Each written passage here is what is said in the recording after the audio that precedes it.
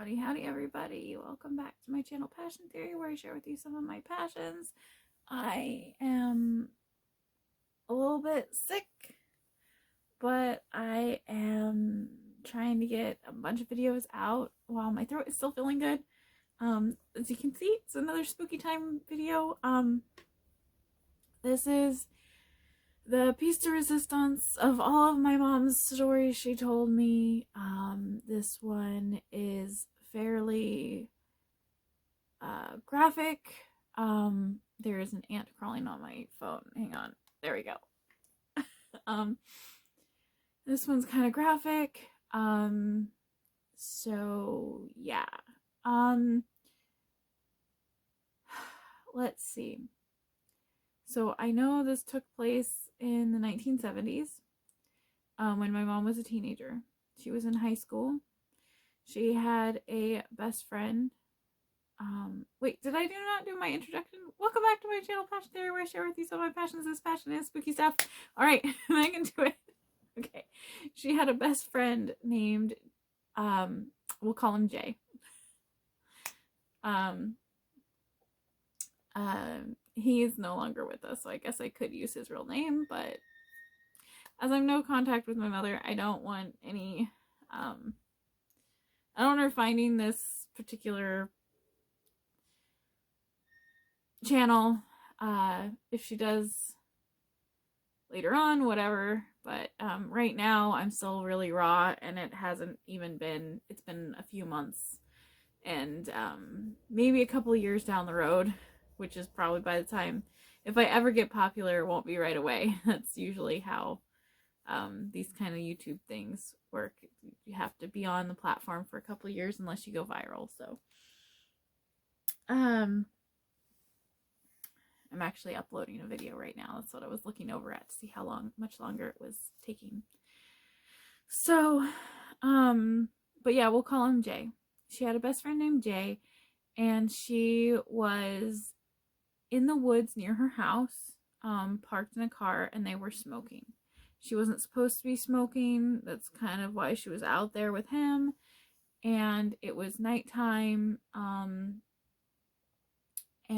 they were smoking. And they had the car windows rolled down, and I'm going like this because, you know, back in the day, you didn't press a button and the car windows went up and down. It was like a handle that you had to crank really hard to get the windows to roll up and down. So the window was down, and she was in the passenger seat, and she kept feeling like something was staring at them.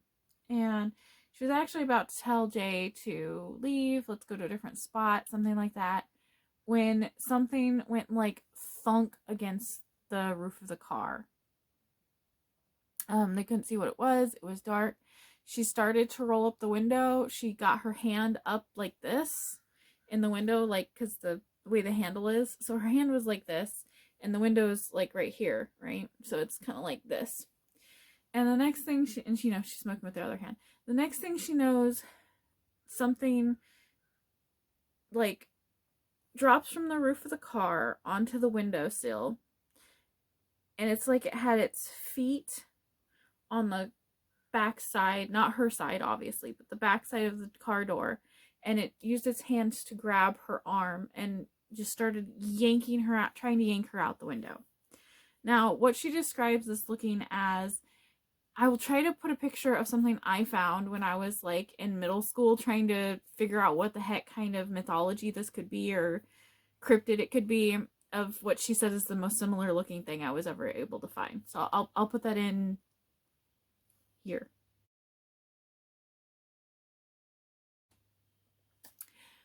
But she said it looked almost like a monkey, like a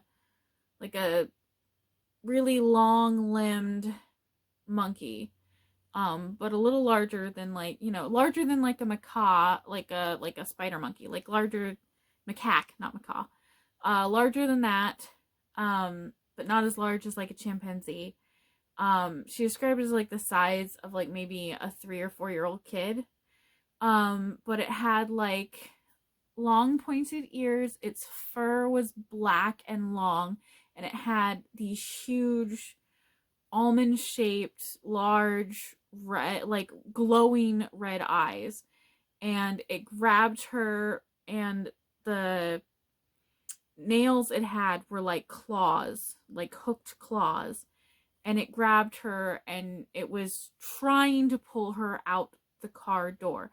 Now, Jay could barely see what was going on, but he started the car, then grabbed my mom and started to, like, so she couldn't go out the window, and started to drive. My mom put her feet up against the door and was pushing like this while it had her arm. And the reason I know this story is because my mom has scars on her arm. And I asked her one day, like, what those scars were from. And this is, you know, what came out of that. She told me this story about it. And I was thinking, you know, it'd be something simple, like she got in a car accident or something. But no. So this thing is trying to pull my mom out of the car. And is, like, determined to pull her out of the car. Like, she is pulling with all of her might, and it's hurting really bad because these scratches on my mom, like, they're going down almost to the bone. And the reason she has scars is because she didn't go and like she has bad scars. She didn't go and get them stitched. She stitched them herself at her house, because that's what, like, back in the day, a lot of people did. If they couldn't afford things, like, they would bleach human hair or sterilize human hair and use that as stitching, because it dissolves. That's what my mom did. But yeah, so, and no, they were not smoking marijuana. They were smoking cigarettes, just plain cigarettes. So he started driving, and she finally kicked it in the face enough where it fell off, and so she managed to get the window up. Like, you know, by this point her cigarette's gone, she's putting it out, she, you know, she's got the window up, and she's freaking out, and he's got his window up, and they're driving, and they're going, like, flat out, like, you know, down these dirt roads as fast as you can go down a dirt road, without totally just killing your car. So they're probably going 60. Because if you go too fast over a dirt road, if there's a bump or something, your whole car is going to be wrecked, like the engine. He's going as fast as he can safely without destroying the car and whatever it is getting into the car, and getting at them. He saw it briefly. He knew it wasn't something normal, and he could see it in his rear. They could see it in the rear view mirror. Not quite keeping up with the car, but it was in the trees, jumping from tree to tree and attempting to catch up with the car. It was just barely behind the car. And then they just drove until they got to a highway, and then they drove as fast as they could. And then eventually, after driving for a few hours, like, out on the highway, they turned around and came home, and he dropped my mom off, walked her into the house, and yeah, there you go. It's a quick story because it happened quick, but I don't know what that was. I don't know what that could have been, unless they were both high and it was like an owl or something, but owls don't typically attack people like that. Like, that's the only thing I can think of that kind of matches the description. Would be, like, if you were high or hallucinating, would be like an owl. But yeah. But yeah, so that's the freakiest thing that I think has ever happened to my mom, because it physically attacked her. She said it didn't seem like it was to her, it was not a paranormal event that happened. To her, it was a real life creature of some sort that is undocumented. She doesn't know, you know. Sorry, my computer's doing weird stuff, and my cat is trying to run all over my laptop, so pause for a second. Okay, so yeah, she doesn't think it was like a demon. She doesn't think it was a she thinks it's some kind of animal. Uh the only thing is that really weirds her out is that the eyes were glowing red, and they weren't just like red eyes. They were like emitting light, and that's what she thinks is weird because there was not like a reflection on the eyes. She just remembers them being large, almondish shaped eyes. Not like round. It wasn't like a round glowing eye. It was like an almond shape glowing eye and larger than what she could, normally saw. She didn't like, I was thinking when I was a kid, my head went to like Mothman, type thing, but she said there was no wings. It was really fast, and it like could jump up into the trees and jump really fast from tree to tree like a giant squirrel or monkey or something. And she said it just really resembled a large like monkey with really large teeth. Um but the face was from what I understand, because again, I can't talk to her and it's been a long time since I've heard the story. The face was more like canine-ish than monkey-ish. She doesn't think it was a monkey. She doesn't think it was a chupacabra.